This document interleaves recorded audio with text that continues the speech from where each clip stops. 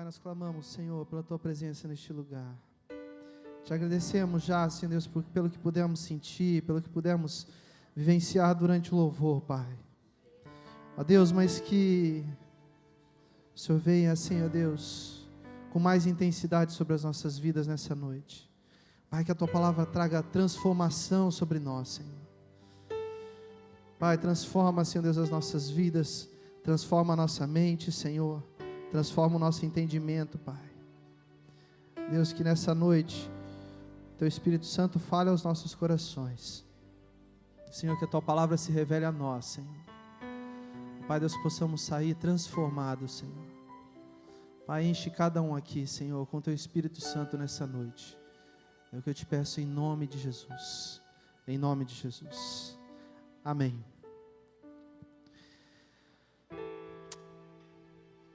Essa semana eu estava lendo sobre algo e eu queria compartilhar um pouco com vocês.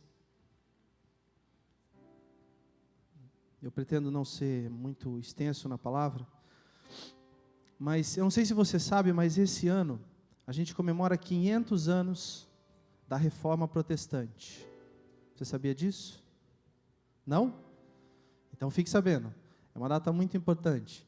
Há 500 anos atrás, Martinho Lutero, no dia 31 de outubro de 1517, ele vai até a frente da igreja do castelo de Wittenberg e ele prega ali 95 teses, questionando a religião daquela época. Martinho Lutero era um padre, ele se revolta contra o sistema da Igreja Católica. E a partir daquele momento, tem início a Reforma Protestante. Amém? Tudo isso que a gente vive hoje, essa liberdade que a gente vive hoje, o cristianismo que a gente tem hoje é decorrente de um homem que, levantado por Cristo, se revoltou contra um sistema. Eu não sei se vocês lembram, mas quando você estuda história na escola, você vai ver que a igreja era muito opressora naquela época, sobre as vidas. As pessoas, para ir para o céu, elas tinham que pagar dinheiro. Pobres não iriam, porque você tinha que comprar seu lugar no céu. Eu não sei em que Bíblia que eles leram isso. Na verdade, ninguém lia a Bíblia. A Bíblia era restrita aos sacerdotes, aqueles que estavam dentro da igreja. A população não tinha acesso à palavra de Deus. E o povo era enganado por um sistema religioso. Não mais um sistema religioso voltado ao Senhor. Não mais uma igreja teocêntrica, mas uma igreja antropocêntrica. Voltada para o homem, para os seus valores, para os seus conceitos, para os seus objetivos. Você entende? E um homem, não só ele, Martinho Lutero é o principal exponente. Ele só serviu para atiçar a fagulha num monte de gente que estava revoltado com tudo aquilo. E se você ler as 95 teses, você vai ver que ele não aceitava aquilo que a igreja pegava, ele não aceitava a forma como a igreja estava vivendo.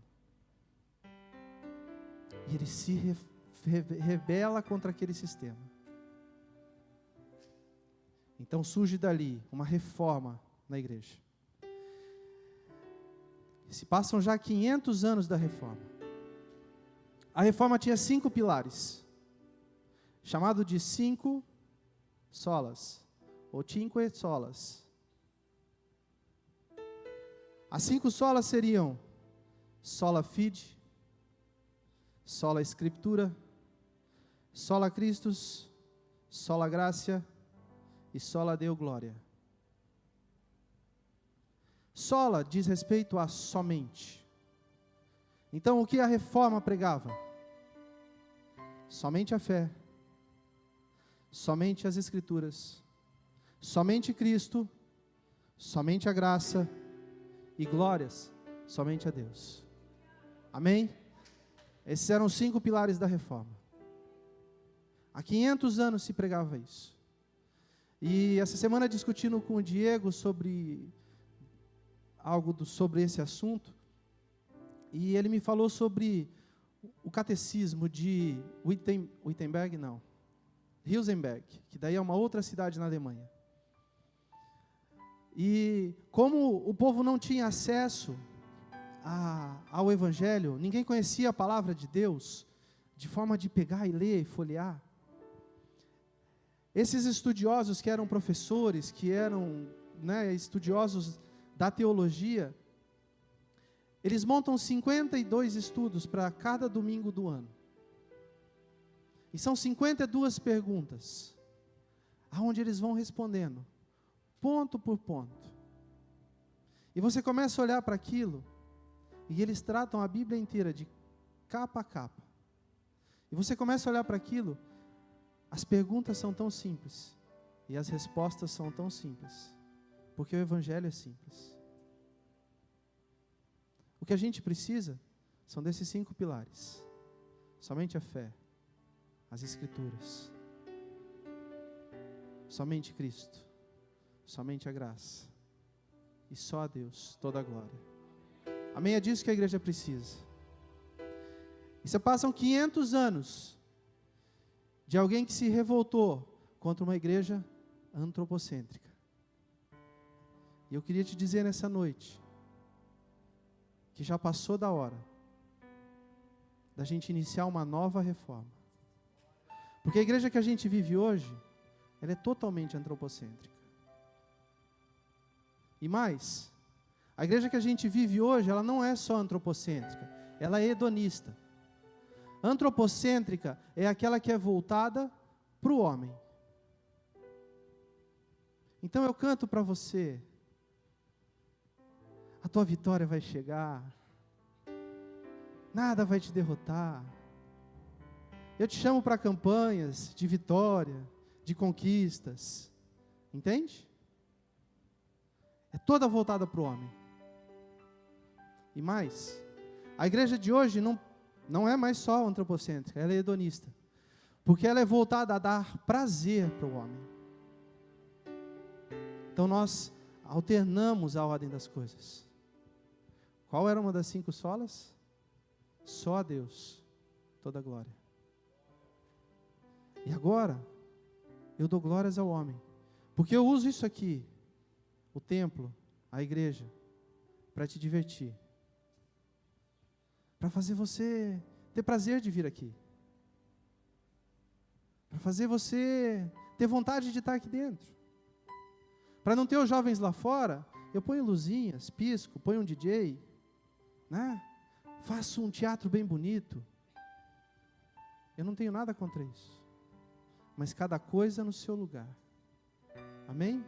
A gente pode fazer uma festa animada, mas aqui, só a Deus toda a glória.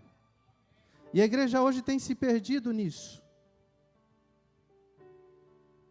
Palestras, congressos e mais congressos. Um entretenimento atrás do outro.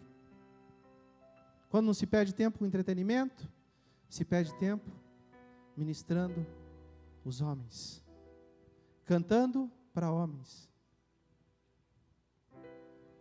E Deus tem ficado de lado. A igreja hoje é antropocêntrica e hedonista. E ou se levanta uma geração que se revolta contra isso, que protesta contra isso. O nome que você carrega, protestante, é de alguém que se revolta com o sistema mundano. É de alguém que não se conforma com algo e se impõe contra aquilo.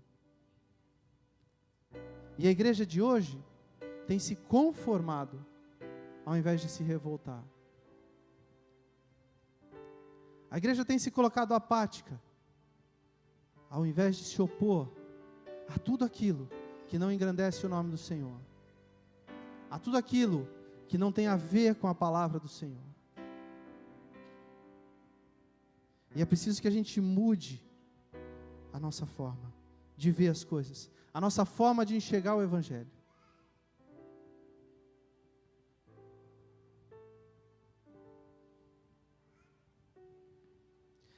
Eu queria que você abrisse sua Bíblia, sentado mesmo. Eu nem comecei a pregar ainda. Gálatas 1:6.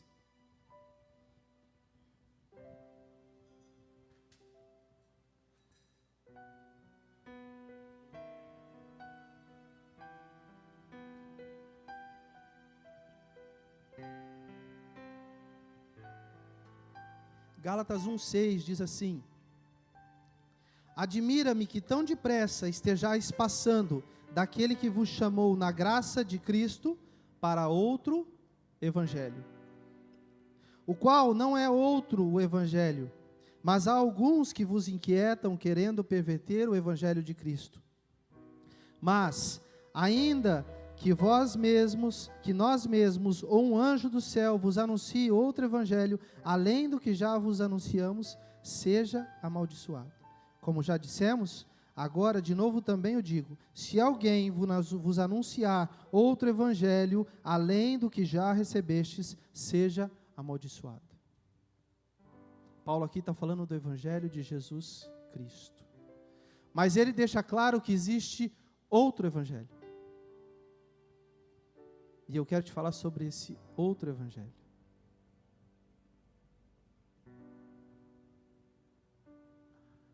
Muda. Cadê? Falha técnica. Tem outro evangelho. Tem o evangelho de Cristo e tem outro evangelho. E a igreja, passou aí, Eric? A igreja hoje tem pregado um evangelho voltado para o eu, para mim. Foi por isso que eu pedi para você orar para o seu irmão. Não saiu? Aleluia. Travou? Eu queria falar para vocês hoje do eu-evangelho. Deus tem colocado uma palavra no meu coração, para que a gente viva um evangelho com menos eu. Menos eu acho, menos eu penso, menos eu quero, menos eu preciso. Menos eu. Não existe eu-evangelho. Existe evangelho de Cristo. Não existe eu-evangelho. Eu preguei para os jovens na sexta-feira.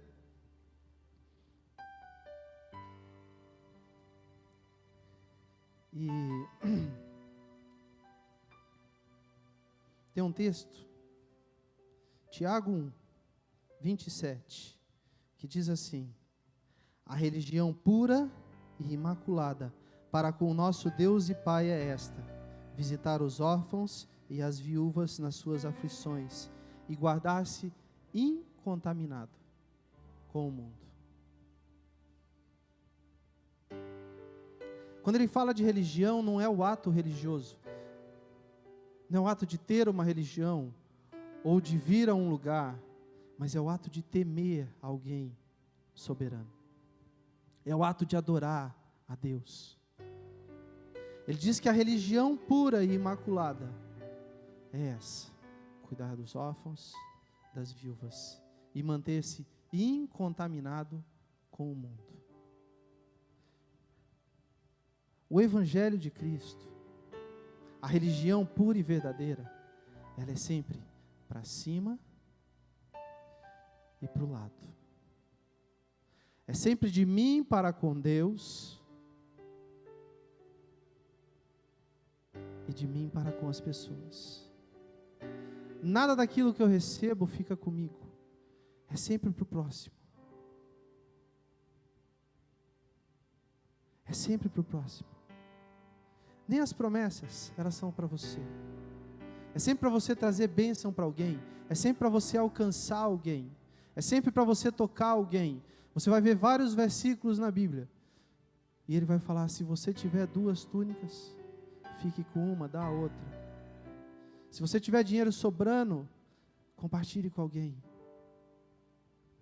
É sempre para o outro. Então essa história de minha bênção,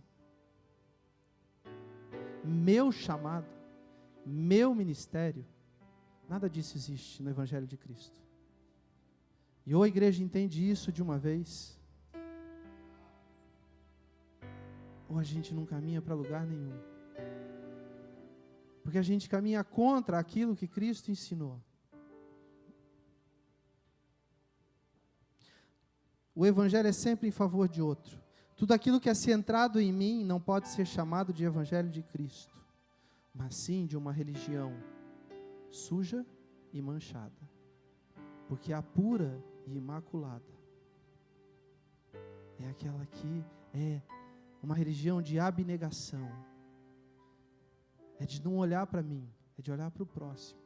É de me relacionar com o meu Deus e servir. Receber do meu Deus e dar.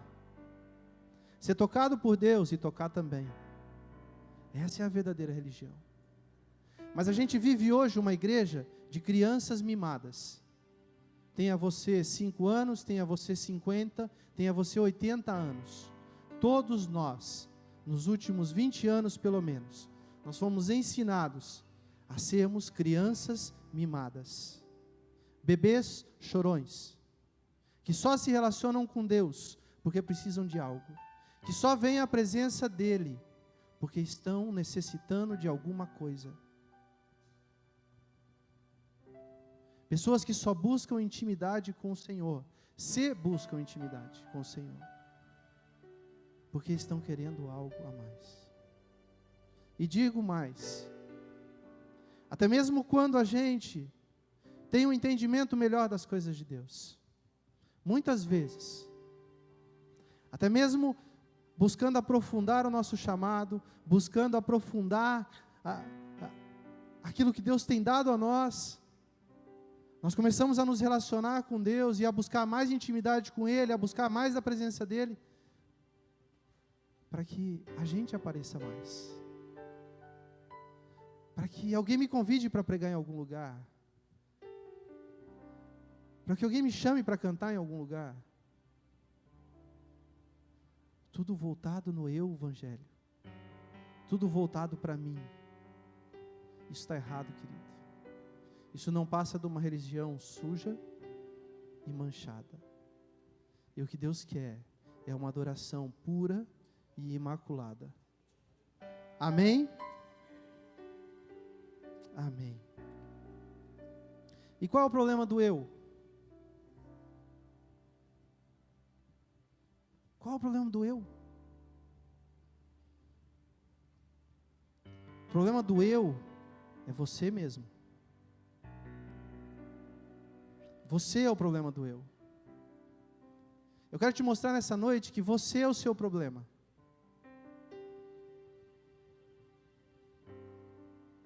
O mundo não é o seu problema. O Evangelho não é o seu problema. Servir a Cristo não é o seu problema. Você é o seu problema. E a gente precisa entender isso de uma vez, para que a gente seja transformado, para que a gente se torne uma igreja madura, uma igreja atuante. Porque a terra clama pela manifestação dos filhos de Deus. Não de crianças mimadas. Dos filhos de Deus, daqueles que entenderam o seu lugar, daqueles que entenderam para que foram chamados, filhos de Deus.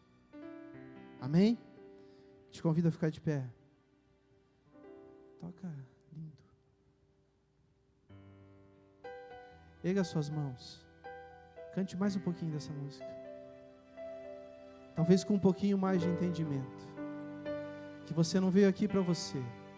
Você veio aqui para declarar que Ele é lindo, que Ele é santo. Lindo, lindo, lindo és, glória, glória eu te dou, Jesus, Jesus. Lindo, lindo, lindo és, glória, glória eu te dou, Jesus. Jesus.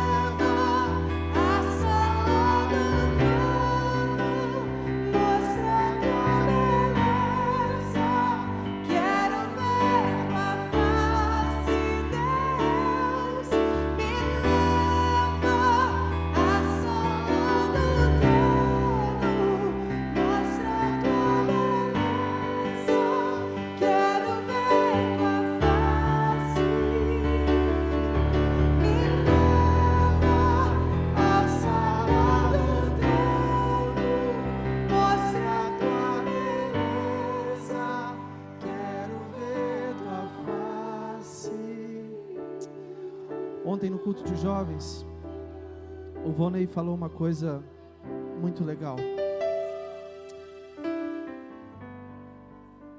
Esse ambiente, ele não pode ser estranho para você. O ambiente de adoração, ele não pode ser estranho para você. Se você realmente entende o Evangelho, se você realmente teve uma experiência com Cristo, o ambiente de adoração tem que ser algo onde você encontra prazer. Não tem que ser uma luta para você abrir sua boca e exaltar o nome do Senhor, porque você o conhece de verdade, porque Ele é o seu Deus, porque Ele é o seu Pai.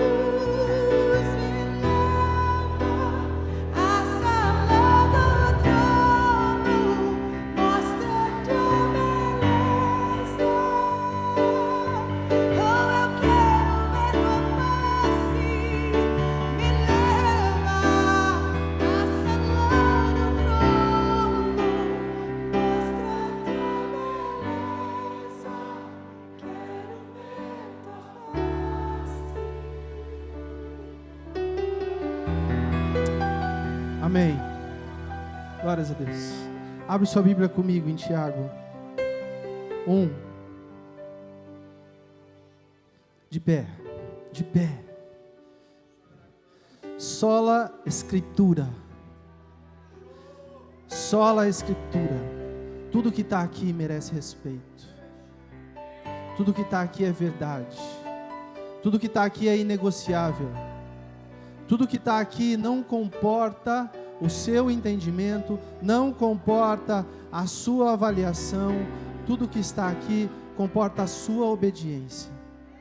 Amém? Tiago 1:13 diz assim: ninguém ao ser tentado diga, sou tentado por Deus. Porque Deus não pode ser tentado pelo mal, e Ele ninguém tenta. Cada um, porém, é tentado por sua própria, diga comigo, própria cobiça, quando esta o atrai e seduz.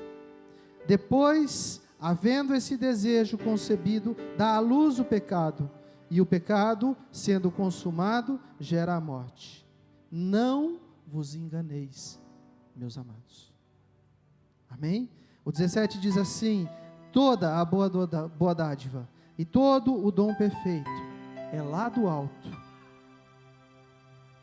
descendo do Pai das luzes, em quem não há mudança nem sombra de variação. Amém? Pode se assentar. Eu disse que o seu problema é você. O seu problema é você mesmo.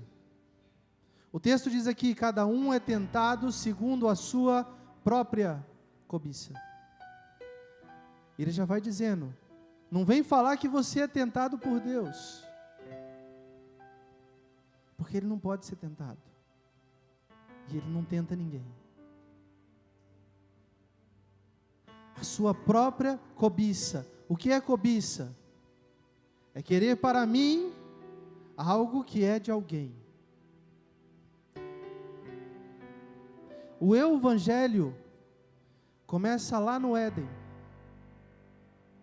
quando Eva e depois Adão resolveram não mais querer aquilo que o Pai havia dado, mas resolveram buscar aquilo que era do interesse deles. Então, em razão da sua própria cobiça, eles provam do fruto Entende? O evangelho antropocêntrico começa lá atrás. O homem tem essa tendência egoísta de querer tudo para ele. E a gente vai falar hoje sobre isso. O eu.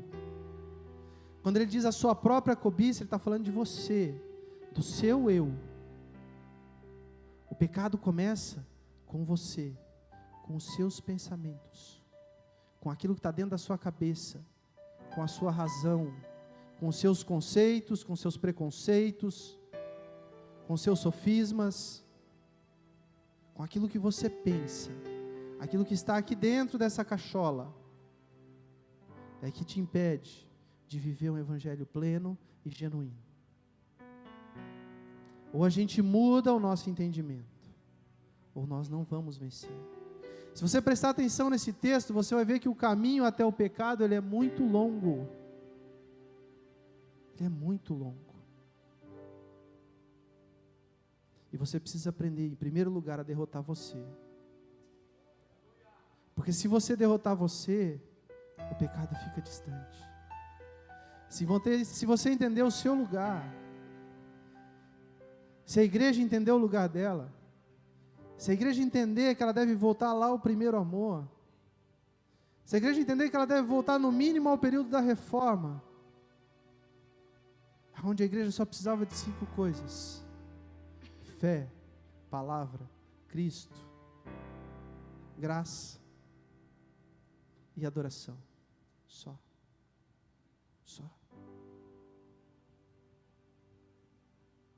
Mas eu fico tentando caminhar, moldando o evangelho aos meus conceitos, à minha razão, à minha forma de ver as coisas.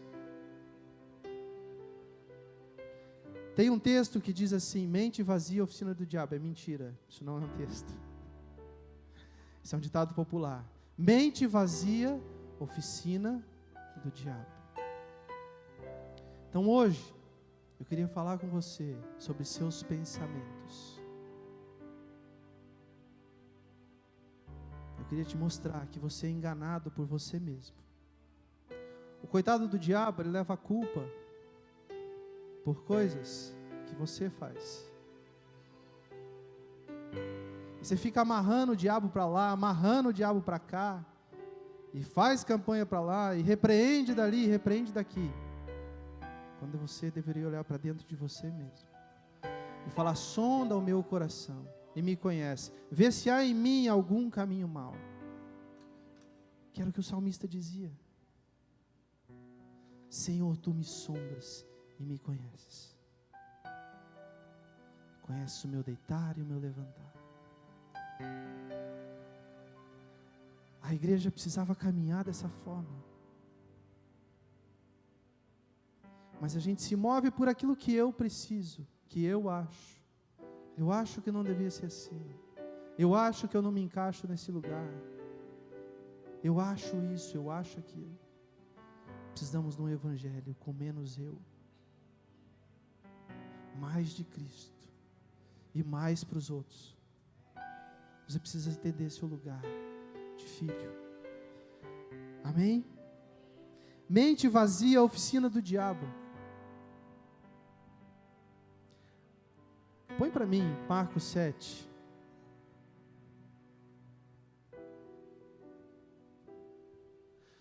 Porque de dentro do coração dos homens é que procedem os maus pensamentos, a prostituição, os furtos, os homicídios, os adultérios, a avareza, as malícias, o dolo, a lascívia, a inveja, a blasfêmia, a soberba, a loucura. A minha versão diz assim: pois do interior do coração dos homens saem os maus pensamentos, os adultérios, as prostituições, os homicídios, os furtos, a avareza, a maldade, o engano, os desejos incontroláveis, a inveja, a blasfêmia, a soberba e a loucura. Então essa história de que não deu, não consegui controlar, sai de dentro de você. sai dos seus pensamentos. Mente vazia, oficina do diabo. Você acha que algum assassino, ele sai andando pela rua feliz da vida e de repente ele mata alguém? Não. Porque ele estava ali com o coração cheio de ódio, com raiva de alguém, ferido. E nisso, os pensamentos foram trabalhando, até que ele chega naquele ato. O adultério é da mesma forma. Ninguém sai na rua e encontra alguém e fala, pronto, traí minha esposa. Começa na sua cabeça, com seus pensamentos. Meu casamento não é tão bom assim. Eu não sou tão feliz quanto eu pensava. Está vendo que eu estou falando eu sempre, né? Eu e pensamentos. Duas palavras e duas coisas que você tem que controlar. Quando você está com a mente vazia, há espaço para que a sua carne trabalhe contra você.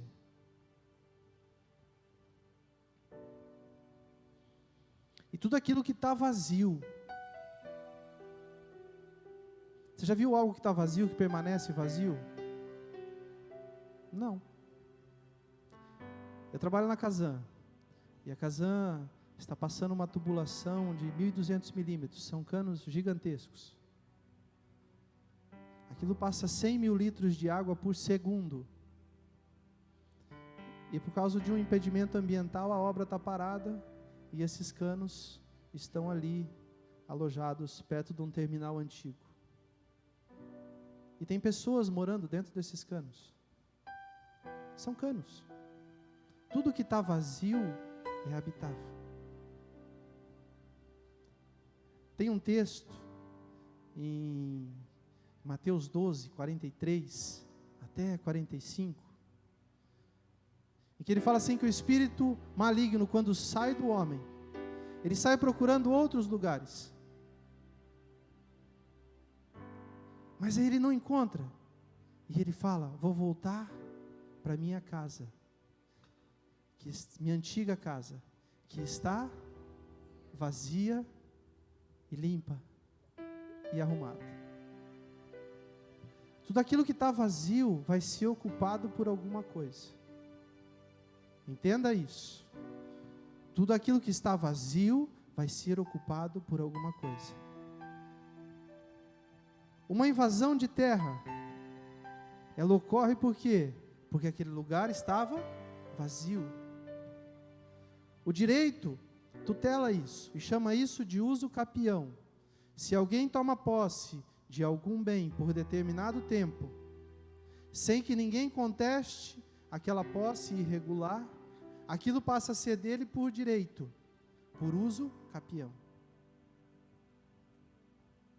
A nossa mente, se ela permanecer vazia, ela vai ser ocupada por pensamentos malignos, por adultério, avareza e todas aquelas palavras bonitas ou feias que a gente leu em Marcos 7.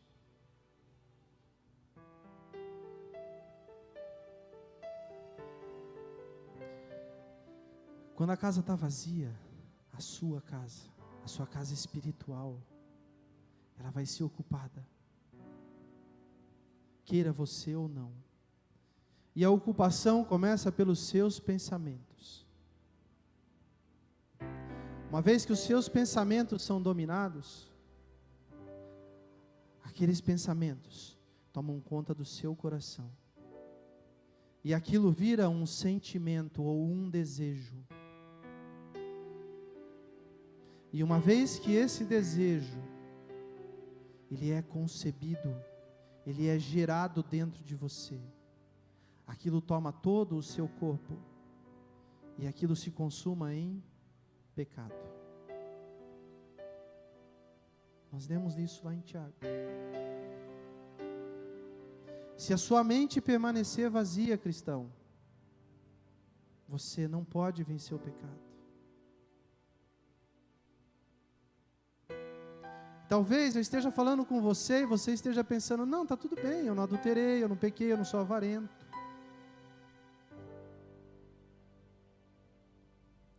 Mas talvez você também não sirva a sua igreja da forma como deveria, porque o seu coração já está cheio de mentiras, por causa de pensamentos que você nutriu em você.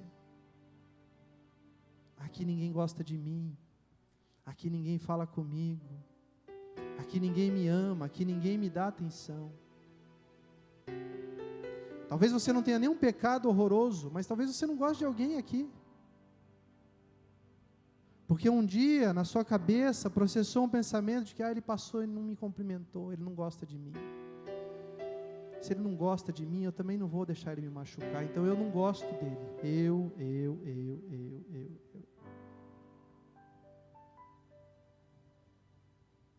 Isso é pecado também. Amai-vos uns aos outros, suportai-vos uns aos outros, servi-vos uns aos outros. Isso é evangelho. Então isso começa por você, mas isso começa por nós também, pastores. Se eu me dou quando sou confrontado por algum membro, está errado, porque é o eu, e em Cristo não tem eu. Em Cristo tem Cristo. Não sou mais eu quem vive, mas é Cristo que vive em mim. A minha forma de reagir não pode mais ser a minha, mas tem que ser a de Cristo. E a gente fala isso tantas vezes. Mas eu só consigo lembrar de João Batista, que diz: hipócritas, produzis frutos dignos de arrependimento. Mostra com as suas obras que você foi transformado. Mostra com as suas atitudes que Cristo realmente entrou na sua vida. É essa a igreja que nós precisamos viver.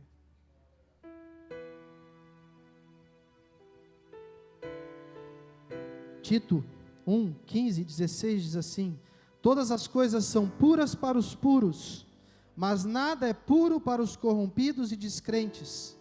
Antes a sua mente e a sua consciência estão contaminadas. Professam conhecer a Deus, mas negam-se pelas suas obras, sendo abomináveis, desobedientes e reprovados para toda boa obra. Está falando aqui de crentes, de quem se dizia crente. Professam conhecer a Deus, mas negam-me pelas suas obras. Amém? A sua conduta te reprova. A sua forma egoísta de reagir às coisas te reprova.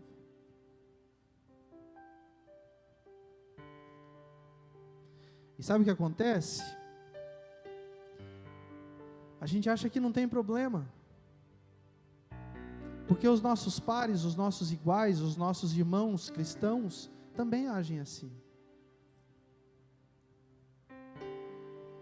Você não concorda comigo? Eu te expulso da minha igreja. Eu não preciso te tolerar. Eu te mando procurar outro lugar. Ou você não gosta de mim, você vai para outro lugar. É mais fácil do que você aprender a me amar. A gente faz assim o tempo inteiro. Mas o que Cristo quer é que as nossas obras revelem que eu não falo mais por mim, eu falo por Ele. Eu não ando mais como eu penso, mas eu ando como Ele quer. Eu não reajo às situações da forma como eu acho que eu deveria reagir. Eu reajo como Cristo reagiria. Porque não é o meu evangelho, não é o eu evangelho, mas é o evangelho de Cristo. É esse que tem que ser manifestado. É desse evangelho que nós fomos constituídos ministros. É desse evangelho que você foi comissionado. É para isso que você foi chamado, para fazer discípulo. Agora a gente tem feito discípulo do quê? A gente tem feito um bando de homem que sobe aqui e fala tudo igual. Você muda de canal e você fechar o olho, você acha que é o mesmo pastor que está falando, e cada dia é um diferente. Porque a gente é antropocêntrico.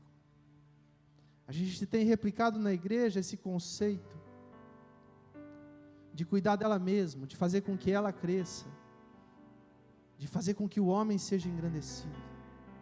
É tempo de reforma, é tempo de mudança de entendimento, é tempo de mudança de posicionamento. E a reforma não começa numa empolgação geral, numa leva de todo mundo, não. Começa com um grupinho de Zé Ninguém, um grupinho de gente estranha, um grupinho que ninguém concorda com você,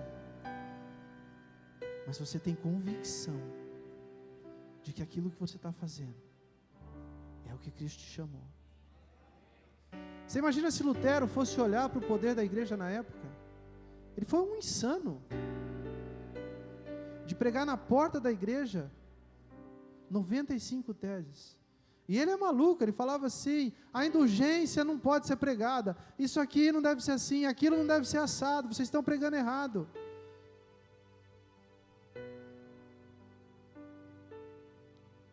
Mas o que a gente faz?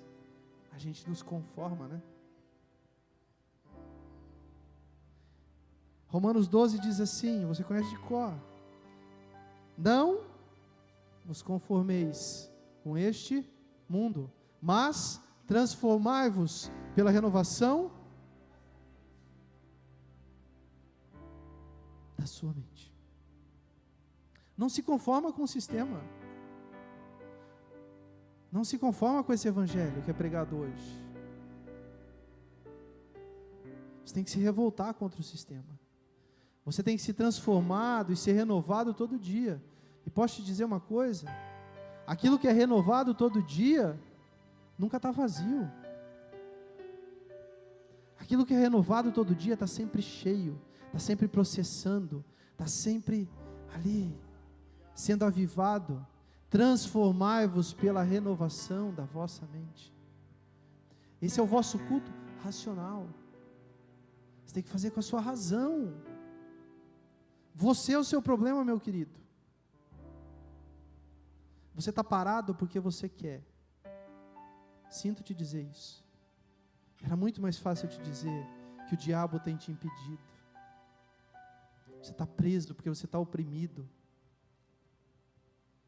Você está oprimido porque você se entregou aos seus pensamentos. Você tem pecado porque você deixou os seus pensamentos te dominarem.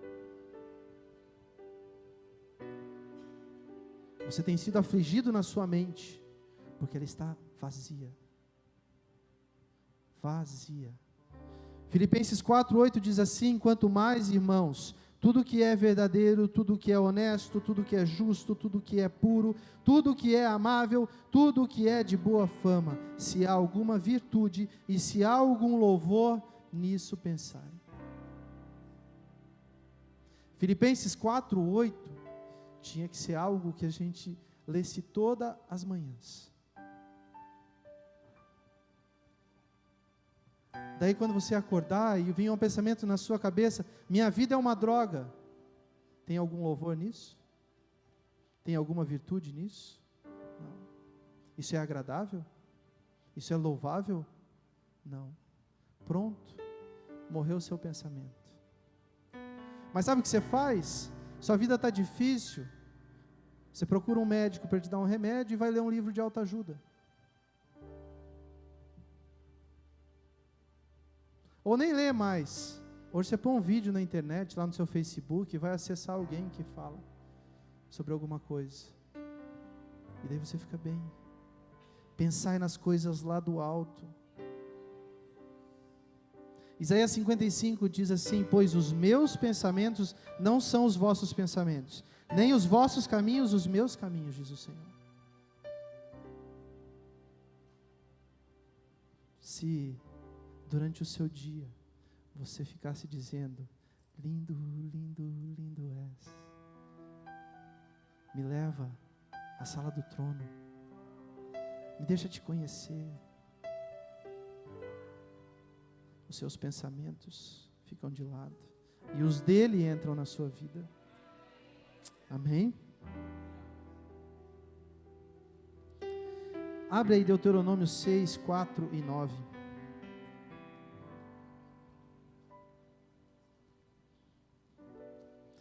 Cara, isso aqui é evangelho genuíno. Isso aqui é lá no comecinho de tudo.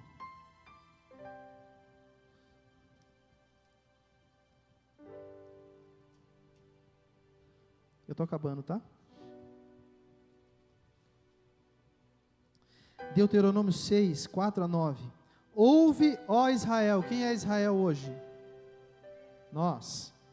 Ouve, ó Israel, o Senhor nosso Deus é quem? O único Senhor. Amarás ao Senhor, o teu Deus, de todo o teu coração, de toda a tua alma e de toda a tua força. Estas palavras que hoje te ordeno estarão no teu coração. Tu as ensinarás repetidamente a teus filhos, e delas falarás sentados em tua casa, andando pelo caminho, deitando-te e levantando-te. Também as atarás na tua mão por sinal, e te serão por faixa na tua testa, e as escreverás no batente das portas da tua casa. Isso aqui é o começo do comecinho.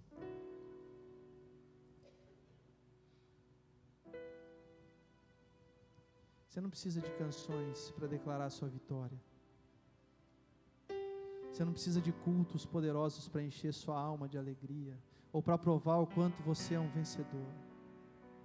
Você precisa dessas palavras cravadas no seu coração. Dessas aqui. Só dessas. E a gente não faz nada disso. Quantos aqui sentam com seus filhos para ensinar a respeito da palavra de Deus? Quantos aqui sentam com a sua esposa para compartilhar um versículo, algo que Deus falou com você? Quantos aqui gastam tempo ensinando a respeito dos princípios de Deus para os seus filhos? Não é obrigação de quem está ali na salinha ensinar a respeito da palavra de Deus para os seus filhos. Não é nem minha obrigação ensinar você a respeito da palavra de Deus. Sabe por quê? A função de um pastor é conduzir as ovelhas. É dizer, vai por aqui que esse caminho é melhor. Vai por ali. Mas ele não fala para a ovelha, ovelhinha come. Ovelhinha caminha, olha aquela graminha verde bonita ali. A ovelha vai por instinto próprio. Eu estou com fome, eu quero comer. Eu estou com sede, eu quero beber. Agora, esse evangelho que a gente vive, onde as pessoas ficam sentadas, esperando que alguém dê papinha na sua boca, criancinha mimada. A gente precisa crescer. É isso aqui que a gente precisa viver. Isso é evangelho genuíno, isso é evangelho de Cristo. A palavra de Deus tem que estar cravada no meu coração, tem que estar na minha mente, tem que estar na porta da minha casa, tem que ser assunto diário meu, com os meus filhos, com a minha família. A hora que eu deito, a hora que eu levanto. Se a gente vivesse assim, a gente não estava tão entregue ao pecado, tão entregue às nossas vaidades, tão entregue às nossas concupiscências. Porque cada um é tentado segundo a sua própria cobiça. Você é tentado por você mesmo. Você é tentado por aquilo com que você se alimenta. Você se faz fraco.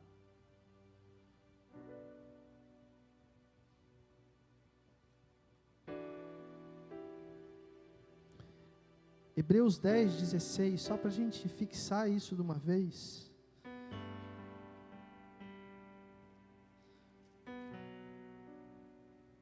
Hebreus 10, 16 diz assim: essa é a aliança que farei com eles depois daqueles dias, diz o Senhor. Porei as minhas leis no coração deles, e as escreverei na sua mente. Os seus pensamentos, eles têm que ser dominados pela palavra de Deus. A sua cabeça tem que estar cheia das coisas de Deus. Você não pode viver por você, pelos seus conceitos. Isso é se conformar com o mundo. Isso é ser como o mundo. Isso é viver aflito como o mundo. Isso é viver carente como o mundo. mas nós somos diferentes. Coríntios 2, 10, se não me engano, 16, diz que nós temos a mente de Cristo. Nós temos a mente de Cristo. Se eu tenho a mente de Cristo, eu tenho que pensar como Cristo. Eu tenho que agir como Cristo. Eu tenho que tocar como Cristo, eu tenho que amar como Cristo. Esse é o Evangelho genuíno. E nós estamos muito longe disso. Muito longe. Eu estou muito longe disso. Mas se a gente não entender isso, se a gente não se revoltar contra esse sistema, se a gente não se revoltar contra esse Evangelho, eu sinto te dizer, mas esse avivamento que você tanto espera, ele está longe de vir. Porque a gente não entendeu ainda.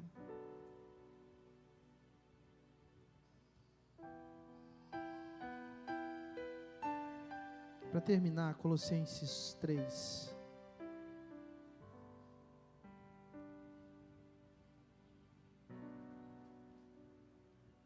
Portanto, se fostes ressuscitado com Cristo, buscai as coisas que são de cima, onde Cristo está assentado à destra de Deus.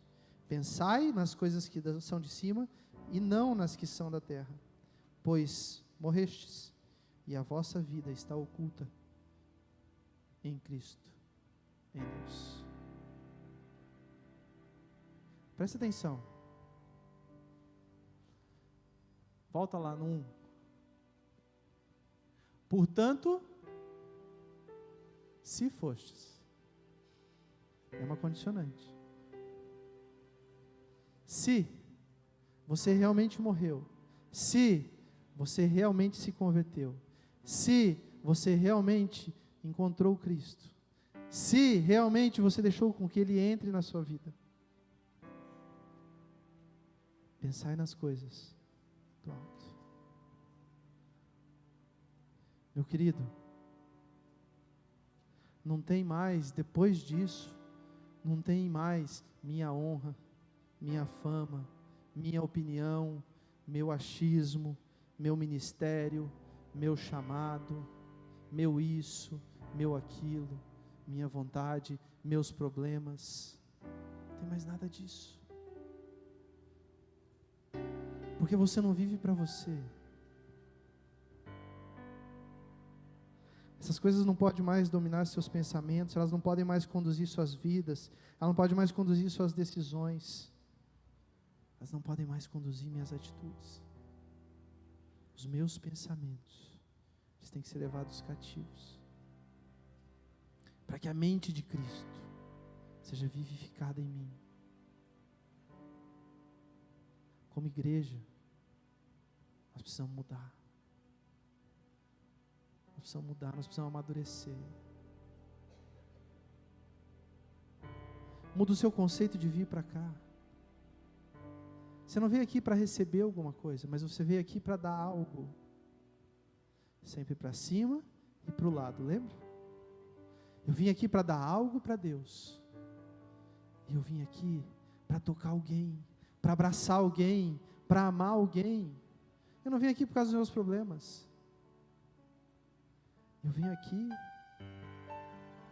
porque eu entendi meu lugar. Eu entendi meu chamado. Entendi que eu sou filho. E eu adoro meu Pai.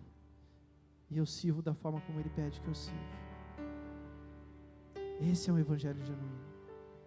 Se a gente entender isso como igreja, a gente parar de andar voltado para nós mesmos, voltado para aquilo que a gente pensa, a gente vai muito longe. Se deixe ser usado pelo Senhor nessa noite. Deixa Ele tocar o seu coração. Deixa Ele transformar a sua mente. Deixa Ele te renovar nessa noite. Fica de pé.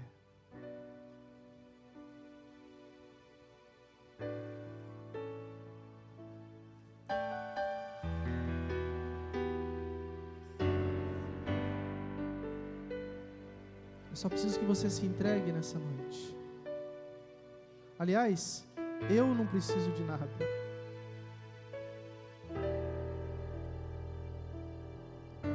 Todos nós precisamos nos entregar nessa noite. Nós precisamos entender que para nós, cristãos verdadeiros, não interessa mais sua honra. Cristo já nos ensinou que se alguém bater na sua face, dê a outra. Isso é um princípio tão básico que a gente não pratica. Porque o meu pensamento natural é de que não, ninguém pode me ofender. Não vos conformeis com este mundo. Deus precisa transformar o nosso entendimento. Deus precisa transformar a nossa razão. Deus precisa mudar a nossa forma de enxergar as coisas, para que a gente possa amadurecer. Enquanto você canta, se entregue ao Senhor. Eu sei que você sabe aonde os seus pensamentos têm te consumido, aonde os seus pensamentos têm te paralisado, aonde os seus pensamentos têm impedido que você cresça em Deus. Coloque diante dele nessa hora, se entregue a ele nesse momento, em nome de Jesus.